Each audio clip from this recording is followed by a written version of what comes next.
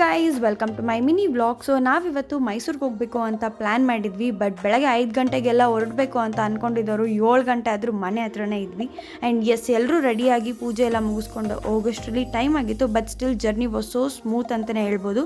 And on the way ಎಲ್ಲರೂ breakfast ತಿಂದು ಹೊರಡೋ ಅಷ್ಟರಲ್ಲಿ ಆಲ್ಮೋಸ್ಟ್ ಟೈಮ್ ಆಗಿತ್ತು. But still there was A reason ಅಲ್ವಾ, ಪರವಾಗಿಲ್ಲ ನೆಮ್ಮದಿಯಾಗಿ ಹೋಗಿ ಬರೋಣ ಅಂತ ಅಂದ್ಕೊಂಡ್ವಿ. ಆ್ಯಂಡ್ ನಾವು ಫಸ್ಟು ಡೆಸ್ಟಿನೇಷನ್ ರೀಚ್ ಆಗಿದ್ದು ಬಂದು ನಿಮಿಷಾಂಬ ಟೆಂಪಲ್.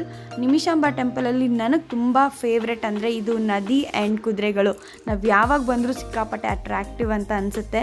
ಆ್ಯಂಡ್ ಸೆಕೆಂಡ್ಲಿ ನಾವು ಬಂದಿದ್ದು ಚಾಮುಂಡೇಶ್ವರಿ ಬೆಟ್ಟಕ್ಕೆ. ಮೈಸೂರಿಗೆ ಬಂದು ಚಾಮುಂಡಿ ದರ್ಶನ ಮಾಡಲಿಲ್ಲ ಅಂದರೆ ಆಗುತ್ತಾ? ಎಸ್, ಬಟ್ ಸ್ಟಿಲ್ ದಸರಾ ತುಂಬ ನಿಯರ್ ಬೈ ಇರೋದ್ರಿಂದ ಸಿಕ್ಕಾಪಟ್ಟೆ ಕ್ರೌಡ್ ಇತ್ತು. ಆ್ಯಂಡ್ ಆಲ್ಸೋ ಸಂಜೆ ಹೊತ್ತಲ್ಲಿ ಮೈಸೂರನ್ನ ನೋಡೋಕ್ಕೆ ಒಂಥರ ಖುಷಿ. Yes, we literally enjoyed it. And yes, ನಾವು ಮೈಸೂರಿಗೆ ಬಂದಿದ್ದ ರೀಸನ್ ಒಂದು ಗೊಂಬೆಗಳು. ಏನಪ್ಪ ಅಂದರೆ ಗೊಂಬೆ ಹಬ್ಬ ತುಂಬ ನಿಯರ್ ಬೈ ಇರೋದ್ರಿಂದ ನಾವು ಈ ವರ್ಷ ಗೊಂಬೆ ಕೂರ್ಸೋಣ ಅಂತ ಅಂದ್ಕೊಂಡಿದ್ವಿ. ಆ್ಯಂಡ್ ಆ ಗೊಂಬೆಗಳನ್ನ ಮೈಸೂರು ಮತ್ತು ಚನ್ನಪಟ್ಟಣದಿಂದನೇ ತೊಗೊಳ್ಬೇಕು ಅಂತ ಅನಿಸಿತ್ತು.